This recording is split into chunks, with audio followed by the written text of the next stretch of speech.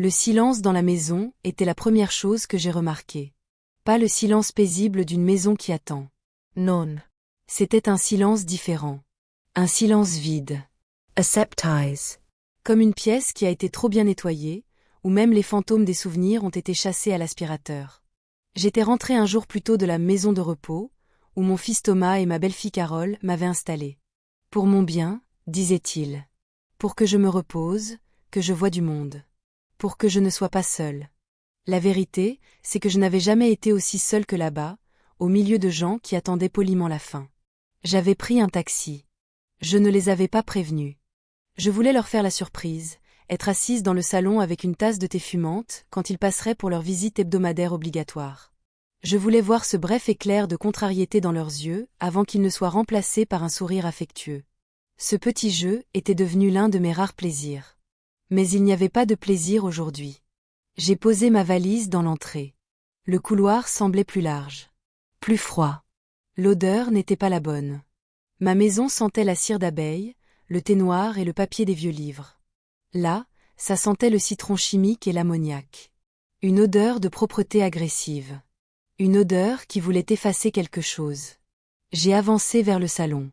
Et je me suis arrêtée sur le seuil. Le mur de gauche était nu. Là où, depuis 50 ans, se trouvait la commode en noyer de ma mère. Le premier meuble que nous avions acheté avec mon mari, Robert. Chaque tiroir gardait une odeur de lavande. Chaque poignée en laiton avait été polie par ma main des milliers de fois. Elle n'était plus là. Mon regard a balayé la pièce. Le fauteuil en velours usé de Robert, près de la fenêtre. Celui où il lisait le journal tous les matins. Celui dont l'accoudoir droit était affaissé à l'endroit exact où il posait son coude. Despero. À sa place, un vide béant, un carré de parquet plus clair là où les pieds l'avaient protégé du soleil pendant des décennies. Ma petite table de couture, celle avec le tiroir secret où je gardais les photos de mes parents. Évanouie. Mes mains n'ont pas tremblé. Pas encore. Mon cœur n'a pas accéléré. Il a semblé s'arrêter, simplement. Comme une horloge ancienne qui rend son dernier tic. J'ai respiré l'air stérile du salon. Ils l'avaient fait. Ils avaient osé. Pendant que j'étais là-bas, à regarder des inconnus jouer aux cartes, ils étaient venus ici. Dans ma maison. Et ils avaient commencé à me déposséder. Pas de mes biens. De ma vie. De mes souvenirs. Je me suis assise sur la seule chaise restante, une chaise de cuisine qu'ils avaient dû traîner là, probablement pour s'asseoir et contempler leur œuvre. La surface froide et lisse du comptoir de la cuisine, sous mes doigts, était la seule chose réelle. Le reste était un cauchemar. Ce n'était pas la valeur de ces meubles. La plupart n'en avaient aucune, sauf pour moi. C'était l'arrogance. La cruauté désinvolte de leurs gestes. Ils avaient décidé que mes souvenirs étaient de l'encombrement. Que mon passé était du désordre. Que ma vie, telle que je l'avais construite, devait être modernisée, simplifiée. Pour mon bien, bien sûr. Toujours pour mon bien. Je me suis souvenue d'une conversation, quelques semaines plus tôt. Carole, feuilletant un magazine de décoration dans mon salon. Tu sais, maman, toute cette vieille chose. Ça assombrit la pièce. On pourrait faire quelque chose de tellement plus lumineux. Plus propre. J'avais souri, un sourire fin qui ne montrait rien. J'aime mes vieilles choses, Carole. Elles ont une histoire. Elle avait ri. Un petit rire cristallin, comme si j'avais dit une charmante bêtise. Oh maman. Toujours aussi sentimental. Sentimental. C'est ainsi qu'il qualifiait tout ce qui m'était cher. Mon attachement à ma maison était de la sentimentalité. Mon désir de rester indépendante était de la sentimentalité. Mon chagrin pour Robert, même après toutes ces années, était de la sentimentalité. Un défaut de caractère, une faiblesse à gérer. Le tic-tac de l'horloge du couloir a repris. Ou peut-être que c'était mon cœur qui s'était remis à battre. Un rythme lent, lourd. Méthodique. Chaque tic-tac était un coup de marteau qui fixait une idée dans mon esprit. C'est fini. Je me suis levée. Mes mouvements étaient lents, délibérés. Comme une actrice dans une pièce qu'elle connaît par cœur. Je suis allée dans la cuisine. J'ai ouvert le placard. J'ai sorti la théière en porcelaine. Celle que je ne sortais jamais. Celle du service de mariage de ma grand-mère. Je l'avais gardée pour les grandes occasions. Apparemment, ceci en était une. J'ai fait bouillir de l'eau. J'ai mis 2 cuillères de mon meilleur thé noir dans la théière chaude. J'ai versé l'eau frémissante. J'ai regardé la vapeur s'élever, transportant l'odeur réconfortante des feuilles infusées. C'était un rituel. Un ancrage. Pendant que le thé infusait, j'ai pris une feuille de papier et un stylo. Pas une liste de courses. Une autre sorte de liste. La première fois que j'ai senti ce mépris, c'était il y a des années. Un Noël. J'avais passé 2 jours à faire ma fameuse tarte aux pommes et à la cannelle. La recette de ma mère. Thomas en raffolait quand il était enfant. Quand je suis arrivée, Carole m'a prise à part dans la cuisine. Maman, c'est gentil, mais il ne fallait pas. Les enfants ne mangent pas de plat, à l'ancienne. J'ai commandé un gâteau chez le pâtissier. Ma tarte était restée sur le comptoir, intacte. À la fin de la soirée, en partant, je l'ai vue dans la poubelle, sous des serviettes en papier. Il n'avait même pas eu la décence de la jeter discrètement. J'ai écrit sur ma feuille, la tarte de Noël. Une autre fois. Mon anniversaire. 75 ans. Il m'avait promis un grand dîner en famille. Le jour J, Thomas a appelé. Maman, désolé, on est coincé. Les enfants ont un match de foot important. On ne peut pas le manquer. On se rattrapera, promis. Plus tard dans la soirée, j'ai vu des photos sur Internet. Toute la famille, y compris Thomas et Carole, au restaurant. Avec des amis. Ils avaient oublié. Ou plutôt, ils avaient eu une meilleure offre. Ils n'avaient même pas pensé à effacer les preuves. Parce qu'à leurs yeux, je ne comptais pas assez pour vérifier. J'ai écrit, mon anniversaire. La procuration. Il y a 2 ans. Thomas s'était assis à la table de ma cuisine, l'air grave. Maman, c'est pour te simplifier la vie. Pour que tu n'aies pas à te soucier de la paperasse. Je peux gérer les factures, les impôts. C'est juste une formalité. J'avais signé. J'avais cru à sa sollicitude. J'avais cru que c'était un acte d'amour. J'ai compris plus tard que c'était un acte de prise de contrôle. Le début de ma transformation en fardeau à gérer, plutôt qu'en mère à chérir. J'ai écrit, la procuration. La liste s'est allongée. Les appels manqués. Les visites écourtées. Les conversations qui s'arrêtaient net quand j'entrais dans une pièce. Leurs soupirs d'exaspération quand je mettais un peu plus de temps à monter les escaliers. Chaque petit affront, chaque négligence, chaque acte de mépris silencieux. Des années d'humiliation douce, polie, souriante. Le thé était prêt. J'ai versé le liquide ambré dans la plus belle tasse en porcelaine. Je me suis assise à nouveau sur cette chaise incongrue au milieu de mon salon vide. J'ai bu une gorgée. La chaleur s'est répandue dans ma poitrine. Ce n'était pas de la colère que je ressentais. La colère est une émotion chaude, explosive. C'était quelque chose de froid. De calme. Une clarté. Le deuil de la mère qu'ils auraient dû avoir. Le deuil de la famille que j'avais cru construire. Ce deuil était terminé. On ne peut pas pleurer indéfiniment ce qui n'a jamais vraiment existé. J'ai regardé les espaces vides dans mon salon. Ce n'était pas une perte. C'était une libération. Ils avaient enlevé les meubles, mais ils avaient aussi enlevé le voile de mes illusions. Ils m'avaient montré, sans le vouloir, la vérité de ma situation. J'étais une commodité. Une case à cocher sur leur liste de choses à faire. S'occuper de maman. Et aujourd'hui, j'avais décidé que ce n'était plus suffisant. Le lendemain matin, je n'ai pas appelé Thomas. Je n'ai pas appelé Carole. J'ai sorti mon vieil annuaire téléphonique, celui dont les pages étaient jaunies et douces au toucher. J'ai cherché un nom que je n'avais pas prononcé depuis des années. Maître Dubois. Le notaire qui avait géré la succession de Robert. Un homme patient, méticuleux. Un homme de l'ancienne école. J'ai composé le numéro. Une voix jeune a répondu. Étude de Maître Dubois, bonjour. Bonjour, je voudrais parler à Maître Dubois, s'il vous plaît. Ma propre voix m'a surprise. Elle était ferme. Dépourvue de toute hésitation. C'est à quel sujet? C'est un sujet personnel. Dites-lui que c'est Hélène Duval à l'appareil. La veuve de Robert Duval. Il y a eu une pause. J'ai entendu un murmure en arrière-fond. Puis la voix de Maître Dubois. Plus grave, un peu usée par le temps, mais toujours la même. Madame Duval? Quel plaisir de vous entendre. Comment allez-vous? Je vais bien, maître. Je vous remercie. J'aurais besoin de vous voir. Dès que possible. Bien sûr. Y a-t-il une urgence? On pourrait dire ça. C'est une urgence qui a mis 76 ans à se déclarer. Il n'a pas posé d'autres questions. Nous avons convenu d'un rendez-vous pour le surlendemain. Après avoir raccroché, j'ai ressenti une vague de non, pas de triomphe. De calme. Le calme qui suit une décision longtemps repoussée. J'avais un plan. Pour la première fois depuis la mort de Robert, je n'étais plus en train de subir ma vie. J'étais en train de la reprendre en main. J'ai passé le reste de la journée à accomplir de petits rituels de séparation. Je suis montée dans la chambre d'amis. Celle que Thomas et Carole utilisaient quand ils restaient dormir. J'ai retiré les draps de leur lit. Ils sentaient la poussière, l'abandon. Je les ai mis dans un grand sac poubelle. Avec les serviettes assorties qu'ils m'avaient offertes pour mon anniversaire, il y a 3 ans. Un cadeau pratique, disait-il. J'ai ouvert l'armoire. À l'intérieur, il y avait quelques-uns de leurs vêtements. Un vieux pull de Thomas. Une robe d'été de Carole. Des choses qu'ils avaient laissées derrière eux, comme on marque un territoire.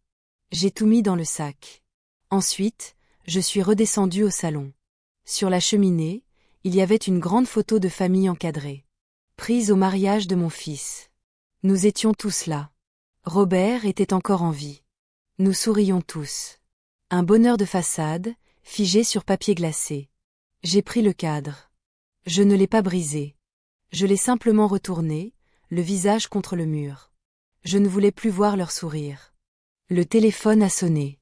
C'était Thomas. Je l'ai laissé sonner. La voix du répondeur s'est déclenchée. Maman? C'est moi.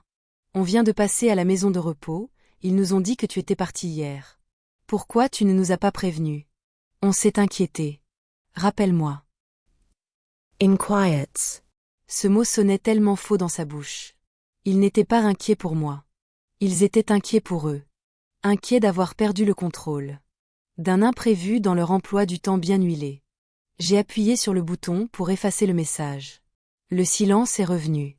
Un silence qui était maintenant mon allié. Plus tard dans l'après-midi, j'ai appelé un serrurier. Bonjour, je voudrais faire changer les serrures de ma porte d'entrée. Un problème de sécurité, madame. Oui. On pourrait dire ça. Un gros problème de sécurité. Le soir, j'ai cuisiné pour moi seule. Un simple filet de poisson avec des légumes vapeur. Je me suis servi dans une belle assiette. J'ai allumé une bougie. J'ai mangé lentement, en savourant chaque bouchée. Je n'étais plus en train d'attendre. Je n'attendais plus leur appel, leur visite, leur approbation. J'étais simplement là. Et c'était suffisant. Le lendemain, le téléphone n'a pas arrêté de sonner. D'abord Thomas. Puis Carole. Leurs messages vocaux devenaient de plus en plus agacés. Maman, c'est encore moi. Il faut que tu répondes. C'est puéril. Hélène, c'est Carole. Thomas est très inquiet. Si tu continues à ne pas répondre, on va devoir passer. On a un double des clés, tu sais. Un frisson m'a parcouru. Leur clé. Une autre chaîne qui me liait à eux. Le serrurier ne pouvait pas venir assez vite. J'ai continué à effacer leurs messages sans les écouter jusqu'au bout. Leur voix était comme un bruit de fond. Un bourdonnement lointain qui ne me concernait plus. Puis, un autre appel. Un numéro que je ne reconnaissais pas tout de suite. J'ai hésité. Et puis j'ai décroché. Allô? Mamie? C'était Lise. Ma petite fille. La fille de Thomas et Carole. Elle étudiait à l'autre bout du pays. Je ne la voyais pas souvent. Sa voix était jeune, inquiète. Authentiquement inquiet. Mamie? Ça va? J'ai eu papa au téléphone, il était furieux. Il a dit que tu ne répondais pas, que tu faisais une crise. Qu'est-ce qui se passe?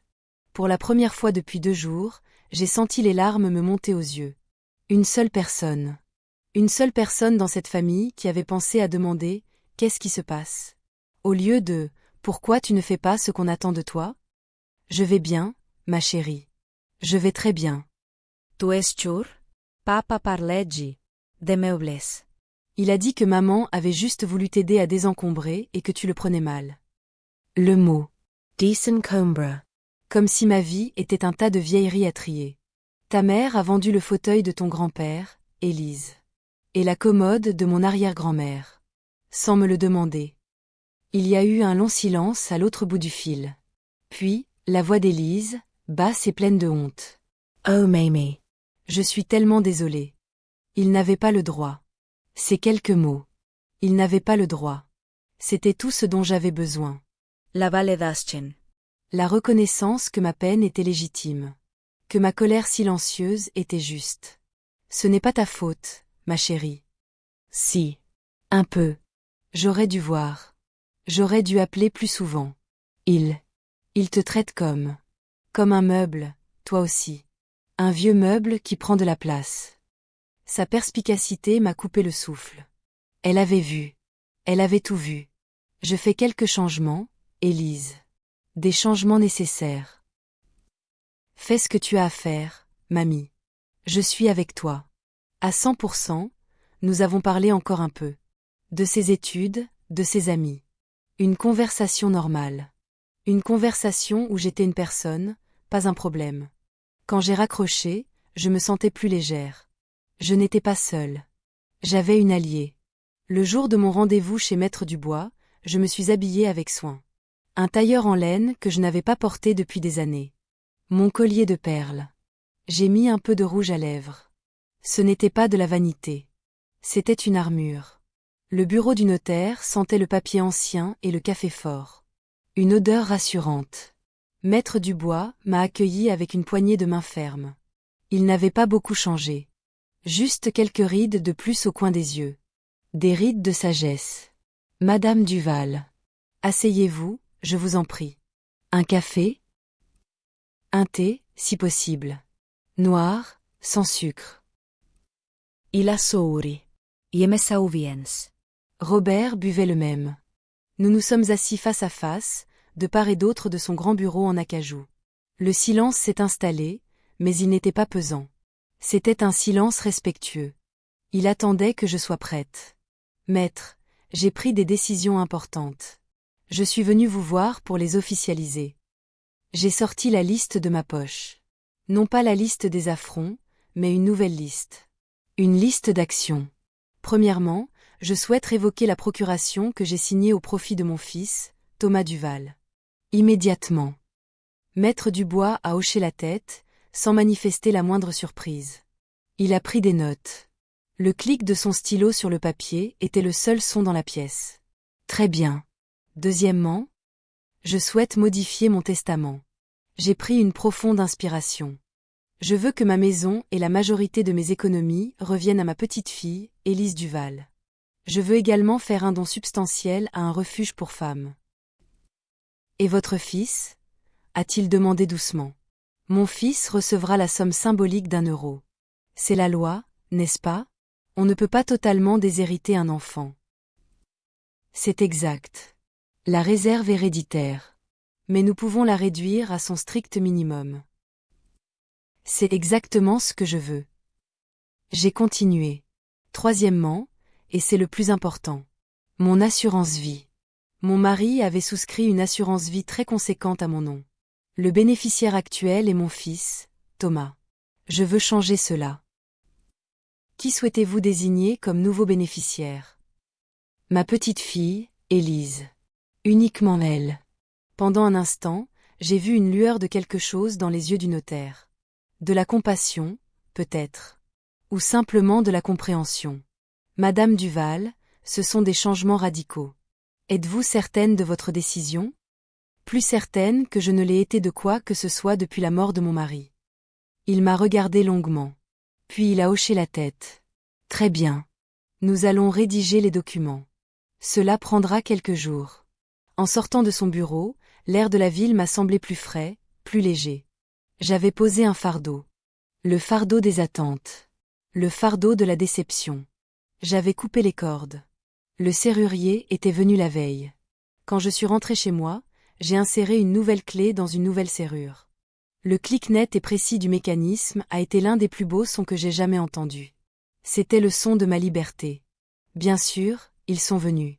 Le soir même. Leur coup à la porte était fort, insistant. Je les ai regardés à travers le judas. Thomas, le visage rouge de colère.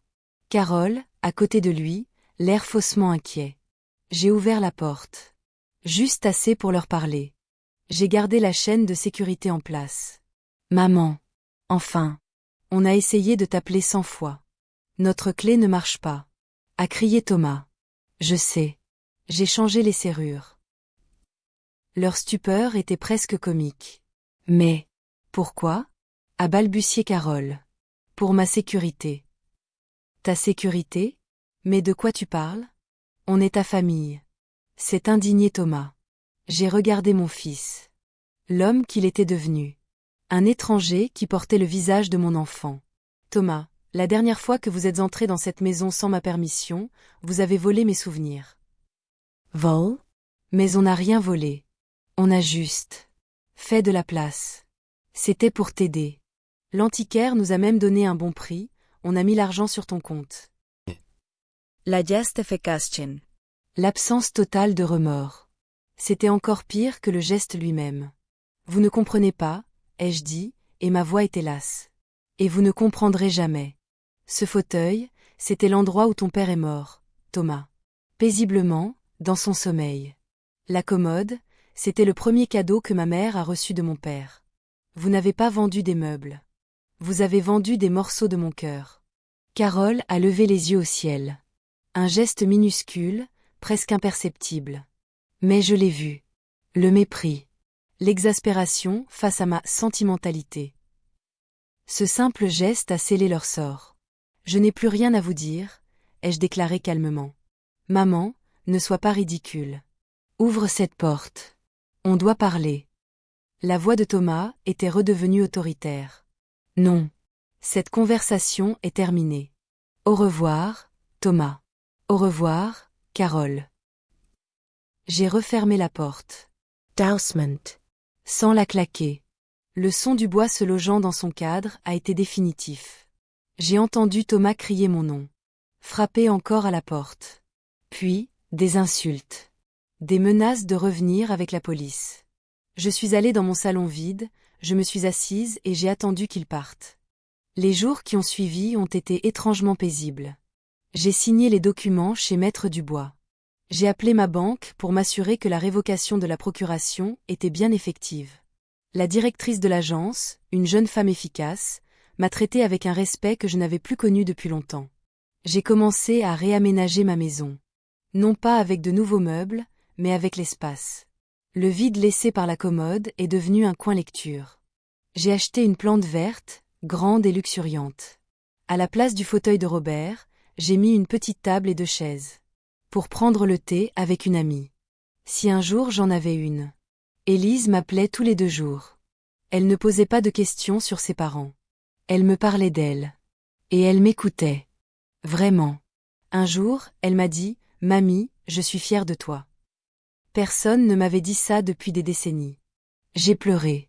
Des larmes de gratitude. Des larmes de soulagement. J'ai reçu une lettre. Écrite à la main par Thomas. Une lettre pleine de reproches. Comment j'osais leur faire ça? Après tout ce qu'ils avaient fait pour moi. Ils parlaient de devoir filial. D'ingratitude. Pas un mot d'excuse. Pas un mot de regret. Juste de la colère et de l'incompréhension. Il écrivait que j'étais manipulée. Que j'étais en train de devenir sénile. Qu'ils allaient devoir prendre des « mesures » pour me protéger de moi-même. J'ai lu la lettre. Je l'ai pliée soigneusement. Et je l'ai utilisée pour allumer un feu dans la cheminée. C'était la première fois que je faisais un feu, juste pour moi. Je me suis assise devant, regardant les flammes consumer leur prose de fils décevants, et j'ai ressenti une paix profonde. Quelques semaines plus tard, j'ai reçu un appel de ma compagnie d'assurance. Juste une confirmation. Le changement de bénéficiaire avait été enregistré. Le nom de Thomas Duval avait été remplacé par celui d'Élise Duval. C'était fait. Le dernier lien financier, le dernier vestige de leur emprise, était brisé. Je savais qu'ils ne le sauraient pas avant ma mort. Et cette pensée m'a apporté une satisfaction tranquille. Ce n'était pas une vengeance. La vengeance est amère. C'était une question de justice. De reequilibraje. Ils avaient estimé la valeur de mes souvenirs à quelques centaines d'euros chez un antiquaire. J'avais simplement décidé que leur héritage correspondrait à la valeur de leur respect pour moi. Nul. Ma vie a changé. Pas de manière spectaculaire. Mais profondément. J'ai commencé à marcher tous les jours. J'ai rejoint le club de lecture de la bibliothèque municipale. J'y ai rencontré des femmes de mon âge. Des femmes avec leurs propres histoires, leurs propres peines, leurs propres victoires silencieuses. L'une d'elles, Jeanne, une veuve comme moi, est devenue une amie. Nous prenions le thé ensemble, dans mon salon, sur les petites chaises que j'avais installées. Nous parlions de livres, de jardinage, de nos enfants. Elle comprenait sans que j'aie besoin de tout expliquer. Un jour, elle a regardé l'espace vide le long du mur et a dit « Il y avait un grand meuble ici, n'est-ce pas ? On voit la marque sur le parquet. » « Oui, ai-je répondu. Il y avait un grand meuble. J'ai décidé que j'aimais mieux la vue du mur nu. Elle a souri. Parfois, le vide est plus beau que ce qu'il remplace. C'était exactement ça. J'avais remplacé le désordre de la déception par l'ordre de la solitude choisie. J'avais remplacé le bruit de leurs exigences par le silence de ma paix. Je n'ai plus jamais eu de nouvelles directes de Thomas ou de Carole. J'ai su par Élise qu'ils étaient furieux. Qu'ils racontaient à tout le monde que j'avais perdu la tête. Que j'étais devenue une vieille femme méchante et ingrate. Je suppose que c'était plus facile pour eux que d'admettre la vérité. Je ne suis pas méchante. Je ne suis pas ingrate. Je suis simplement entière. Pour la première fois depuis des années, je ne suis plus une moitié de couple, la mère de quelqu'un, la grand-mère de quelqu'un. Je suis Hélène. Juste Hélène. Et c'est une personne que j'apprends à connaître. Et à aimer. Ce soir, je suis assise dans mon salon. La maison est silencieuse. C'est un silence paisible, maintenant. Un silence plein. Le tic-tac de l'horloge du couloir ne marque plus le temps qui passe, mais le temps qui m'appartient. Il y a une tasse de thé qui fume à côté de moi.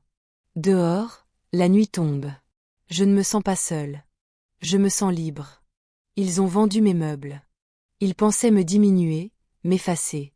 Mais ils ont fait tout le contraire. Ils m'ont rappelé qui j'étais. Ils m'ont donné la force de réclamer ma propre vie. Et pour ça, d'une manière étrange et tordue, je devrais peut-être les remercier. Mais je ne le ferai pas. Je vais juste boire mon thé. Et profiter du silence. Parfois, la plus grande déclaration d'indépendance n'est pas un cri de guerre, mais la fermeture silencieuse d'une porte. Et la décision, tout aussi silencieuse, de ne plus jamais la rouvrir pour ceux qui ne méritent pas d'entrer. Ma nouvelle vie a commencé par des petits pas. Le club de lecture a été le premier. Au début, j'étais nerveuse. J'avais perdu l'habitude de parler à des gens qui n'étaient pas ma famille. Des gens qui ne me connaissaient pas comme la mère de Thomas. La première réunion a eu lieu dans la salle communautaire de la bibliothèque. L'odeur de vieux papier et de café filtre m'a enveloppée comme une couverture chaude. Il y avait une douzaine de femmes, la plupart de mon âge. Jeanne était assise près de la fenêtre. Elle m'a fait un signe de tête amical. On discutait d'un roman que j'avais beaucoup aimé. Quand mon tour est venu de parler, ma voix était un peu tremblante. J'ai parlé de la solitude du personnage principal, de la façon dont elle était entourée de gens mais se sentait invisible. En parlant, j'ai réalisé que je parlais de moi. Quand j'ai eu fini, un silence est tombé sur la pièce. J'ai cru que j'avais dit quelque chose de stupide. Puis, une femme en face de moi, nommée Marguerite, a dit « C'est exactement ça. Vous avez mis les mots justes sur ce que j'ai ressenti. » D'autres ont hoché la tête. Jean M.A. Surrey. Ce jour-là, j'ai compris que mon histoire, ma douleur, n'était pas unique. Elle était partagée. Et dans ce partage, il y avait une forme de guérison. Je me suis aussi mise au jardinage. Le jardin derrière ma maison avait été négligé pendant des années. Robert s'en occupait, et après sa mort, je n'avais plus eu le cœur à le faire. C'était devenu un enchevêtrement de mauvaises herbes et de rosiers sauvages. Un matin de printemps, j'ai acheté une paire de gants, un sécateur et quelques sacs de terreau. J'ai commencé par un petit coin. J'ai arraché les mauvaises herbes, une par une. C'était un travail difficile, éreintant. Mes mains me faisaient mal. Mon dos protestait. Mais chaque mauvaise herbe que j'arrachais était une petite victoire. C'était comme si j'arrachais des années de négligence de ma propre vie. J'ai découvert des trésors enfouis sous les ronces. Des bulbes de tulipes que Robert avait plantés. Des plants de pivoine tenaces qui avaient survécu à tout. J'ai dégagé la terre autour d'eux. Je leur ai donné de l'eau, de la lumière. Et quelques semaines plus tard, ils ont fleuri. Des couleurs vives et audacieuses dans un jardin qui avait été gris pendant si longtemps. Mon jardin est devenu mon sanctuaire. L'odeur de la terre humide après la pluie. La texture rugueuse de l'écorce sous mes doigts. Le son du vent dans les feuilles. C'était réel. C'était à moi. Élise est venue me rendre visite pendant ses vacances d'été. Je l'ai regardée descendre du taxi, plus grande, plus femme que dans mon souvenir. Elle a couru vers moi et m'a serré dans ses bras. Mamie, tu as l'air different. Tu as l'air bien. Je me sens bien, ma chérie. Elle a regardé autour d'elle, le salon lumineux, les plantes, le jardin visible à travers la porte-fenêtre. La maison aussi a l'air différente. Plus heureuse. Plus heureuse. C'était le mot juste. Nous avons passé 2 semaines merveilleuses. Nous avons cuisiné ensemble. Nous sommes allés nous promener. Elle m'a aidée dans le jardin. Elle ne m'a jamais posé de questions sur ses parents. Et je ne lui en ai jamais parlé. C'était notre accord tacite. Notre relation existait en dehors d'eux. C'était un espace sûr, juste pour nous deux. Un soir, alors que nous étions assises sur le porche à regarder le soleil se coucher, elle a pris ma main. Tu sais, mamie, ce que tu as fait. Ça m'a fait beaucoup réfléchir. Ça m'a appris quelque chose d'important. Ah oui? Et quoi donc? Que l'on n'a pas à accepter d'être maltraité. Même par sa propre famille. Qu'on a le droit de tracer une ligne dans le sable et de dire « ça suffit ». Ces mots m'ont touché plus que tout. Mon acte de libération personnelle était devenu, sans que je le veuille, une leçon pour elle. Peut-être que c'était ça, le véritable héritage que je lui laissais. Pas l'argent de l'assurance vie. Mais l'exemple qu'il est possible de se choisir soi-même. Le temps a continué de passer. Ma vie a trouvé son rythme. Un rythme lent, calme, délibéré. Le club de lecture le mardi. Le jardinage le matin. L'été avec Jeanne le jeudi. Les appels d'Élise le dimanche. Ma vie n'était pas excitante. Elle n'était pas pleine d'aventures. Mais elle était pleine. Pleine de petites joies. Pleine de paix. J'ai repensé à Thomas et Carole. Pas souvent. Mais parfois, un souvenir surgissait. Un anniversaire d'enfance. Un moment de fierté quand Thomas avait eu son diplôme. C'était comme regarder de vieilles photos d'étrangers. La douleur s'était estompée, laissant place à une sorte de pitié mélancolique. Ils étaient tellement occupés à courir après le bonheur qu'ils ne savaient pas le reconnaître quand il était là, assis tranquillement dans un fauteuil en velours usé. Un jour, j'ai reçu une autre lettre. Pas de Thomas. D'Ekel. Son écriture était pointue, anguleuse. La lettre était courte. Hélène, j'espère que tu es contente. Thomas et moi, nous nous séparons. Il dit que tout a commencé à cause de toi, à cause de cette stupide histoire de meubles. Il dit que tu nous as montés l'un contre l'autre. Je suppose que tu as gagné. J'ai lu la lettre plusieurs fois. Je n'ai ressenti ni joie, ni tristesse. Juste un profond sentiment de gâchis. Il n'avait toujours rien compris. Je n'avais jamais voulu gagner quoi que ce soit. Je voulais juste qu'on me respecte. Leur mariage ne s'était pas effondré à cause de moi. Il s'était effondré parce qu'il était construit sur du sable. Sur l'égoïsme, le mépris et l'incapacité à voir l'autre. J'avais juste été le rocher sur lequel leur navire fragile s'était finalement brisé. J'ai jeté sa lettre sans y répondre. Leur drame ne m'appartenait plus. Mon 80e anniversaire est arrivé. Il y a 5 ans, cette journée aurait été une source d'angoisse. L'attente d'un appel qui pourrait ne pas venir. L'espoir d'une visite qui serait probablement écourtée. Cette année, c'était différent. Élise a pris le train pour venir passer la journée avec moi. Jeanne et les autres femmes du club de lecture ont organisé un petit déjeuner surprise dans mon jardin. Elles ont apporté des gâteaux, des fleurs. Nous avons ri. Nous avons partagé des histoires. À un moment, je me suis assise un peu à l'écart, regardant ce groupe de femmes rire sous le soleil matinal. Mon jardin était en pleine floraison. Élise discutait avec Jeanne. Le son de leur voix se mêlait au chant des oiseaux. Et j'ai ressenti une vague de bonheur si pure, si intense, qu'elle m'a presque submergée. Ce n'était pas la joie bruyante et performative des grandes réunions de famille d'autrefois. C'était quelque chose de plus profond. De plus vrai. C'était la joie tranquille d'être exactement là où je devais être, entourée de gens qui me voyaient. Vraiment. Plus tard, après que tout le monde soit parti, Élise et moi étions assises dans le salon. Elle m'a tendu une petite boîte. Joyeux anniversaire, mamie. À l'intérieur, il y avait un pendentif en argent. Un arbre. Un arbre de vie. Pour toi, a-t-elle dit doucement. Parce que tu as arraché les mauvaises herbes et que tu as laissé tes propres racines pousser. J'ai serré le pendentif dans ma main.